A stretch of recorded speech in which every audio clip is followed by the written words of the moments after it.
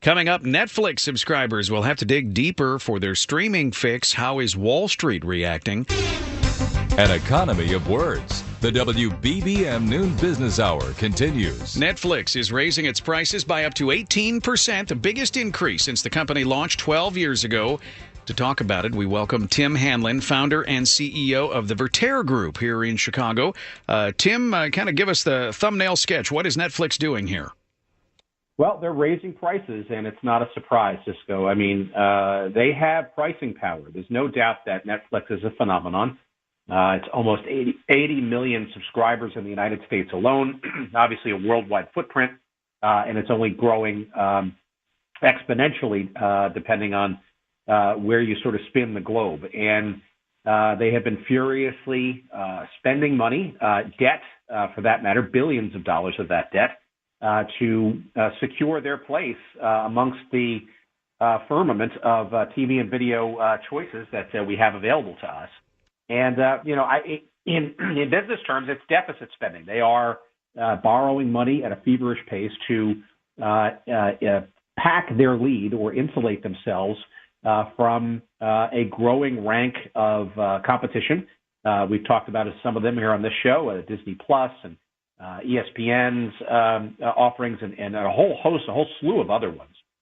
They are by a country mile leading the pack, and they need to start balancing, I think, their revenue expectations, and they have pricing power. It's Netflix is the default for everybody's streaming choice, and to suggest that they have more room to grow in terms of pricing, there's no doubt that they've got plenty of room to do that, and they're starting to exercise that power in the next couple of months by raising some prices. So you talk about that power. They're basically banking on the fact that Netflix, in a very short time, has sort of become a utility that a lot of people don't want to even try to live without. And so does that give them a little more room to continue raising prices?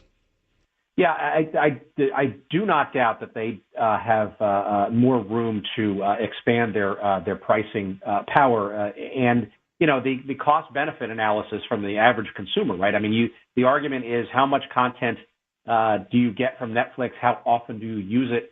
I think many people, as they unbundle their television choices and then they think about what they want to put back into their bundle, they look at, of the things that they're going to pay for. Netflix is, frankly, has become kind of, to your point, a utility, a default choice as a must-have starting point. And I think the question really is, is $9, $12, $15, $18 a month? Where is that price point, depending on the plan that you want, relative to the other offerings, say Amazon Prime or HBO Now and those kinds of things? I think Netflix has mind share, and they also have a wide variety of content and original content. The question is, can they afford to keep doing this in the years to come?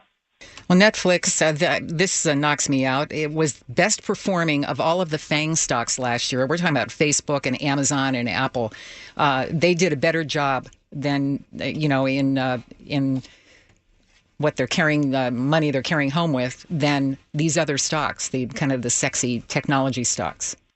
Yeah, and that's stock price, right? But the reality is that they are heavily indebted, and one way to start to relieve some of that debt is to raise prices. And as I said before, don't think that they will not consider some type of advertising component to their business model at some point in the next couple of years, as I believe Amazon is going to be doing with Prime very shortly. So don't rule out the judicious arrival of some type of advertising at some point down the road. It may not be immediately with Netflix, but it's certainly on the roadmap in my estimation. Tim Hanlon, by the way, Wall Street loving it today. The stock's up almost nearly 7%. Tim Hanlon, founder, CEO of the Vertere Group here in Chicago.